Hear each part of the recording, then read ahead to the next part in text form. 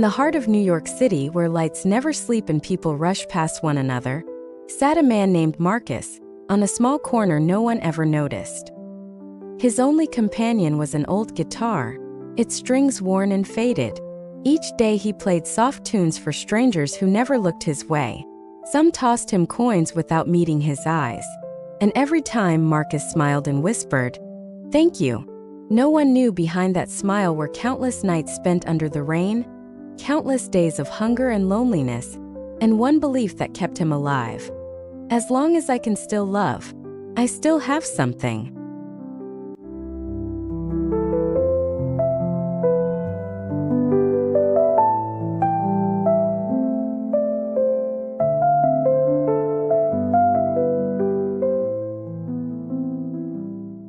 One afternoon, a group of young men passed by.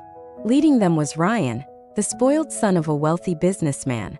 Ryan glanced at Marcus with contempt, took the coffee cup in his hand, and threw it straight at him.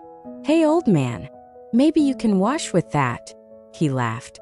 His friends burst out laughing too. Hot coffee splashed across Marcus's shirt, but he didn't move. He wiped his face and said softly, "Thank you. At least it's warmer than your heart right now." The laughter faded. A woman nearby, shocked, asked him, "Why didn't you fight back? Why let them humiliate you?" Marcus smiled, his eyes gentle. "Because hate never makes anyone better."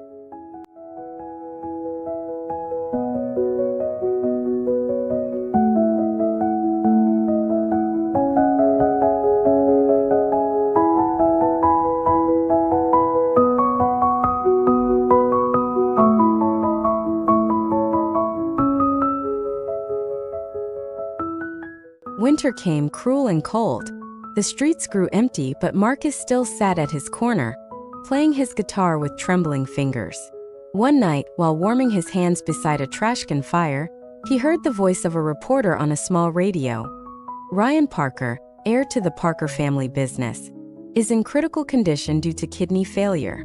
His family is urgently searching for a compatible donor." Marcus looked up at the sky, silent for a long time. Then he stood, picked up his guitar, and began walking toward the hospital through the snow.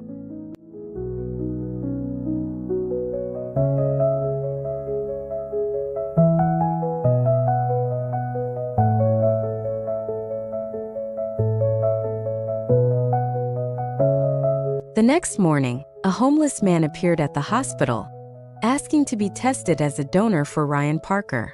The nurses were stunned. "Are you sure you want to do this?" they asked. Marcus nodded, smiling. "I'm not doing this because he was kind to me. I'm doing it because I don't want another soul to die from hate." Hours later, the results came back. Marcus was a perfect match. He signed the consent papers, his hands shaking slightly.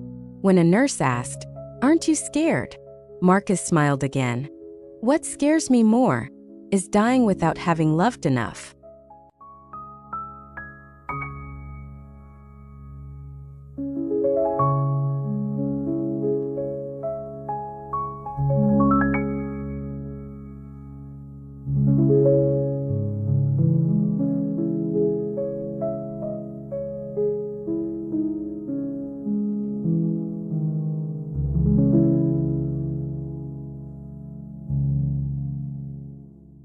The surgery succeeded. When Ryan woke up, the doctor told him who had saved his life. The name hit him like thunder: Marcus. Tears filled his eyes as he walked to Marcus's recovery room. Marcus lay weak, pale, but still wearing that same gentle smile. Ryan took his hand and whispered, voice trembling, Why did you do this? After what I did to you?" Marcus looked at him softly and said, "Because hate doesn't save lives, son. Love does." Ryan broke down, crying like a child. For the first time, he understood what it truly meant to be human.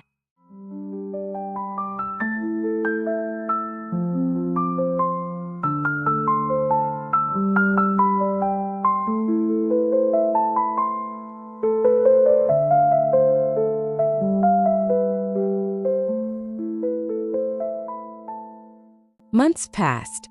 Marcus returned to his corner, not to beg but to play again. This time he wasn't alone. Ryan came to find him, holding a card in his hand. It was an invitation to the grand opening of a new charity center, Marcus Hope, a shelter for the homeless and the forgotten. On that day, Marcus sat in the middle of the hall, his old guitar resting on his lap. The melody he played was soft, pure, and full of light. Ryan stood behind him, eyes filled with tears. When the music ended, the crowd rose to their feet, giving Marcus the longest, loudest applause of his life.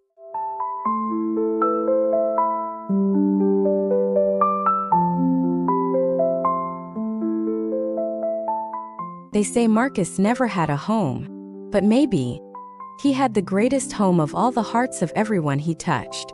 Because sometimes those who have the least give the most.